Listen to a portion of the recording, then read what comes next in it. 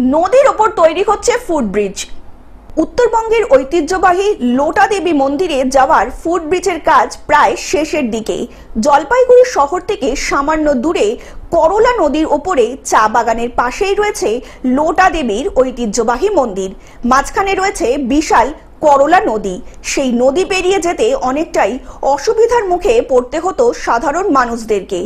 মন্দির দর্শন করতে যেতে পারতো না দর্শনার্থীরা, বিশেষ করে যে সমস্ত পর্যটকরা বাইরে থেকে এসে লোটা দেবীর মন্দির দেখতে আসতো তাদেরকে ঘুর পথে অনেকটা মাইল অতিক্রম করে যেতে হতো মন্দিরে। নদী পার হওয়া অনেকটাই অসম্ভব ছিল, কারণ নদী পারাপারের জন্য কিছু মাধ্যম ছিল না।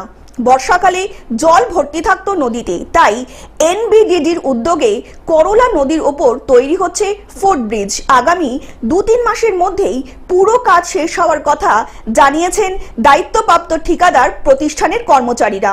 মোটামুটি ধরেন আমাদের এই যে যেটা আপনার ব্রিজটা, সেই ব্রিজটা মোটামুটি আপনার হচ্ছে ফার্স্ট রাউন্ড শেষ।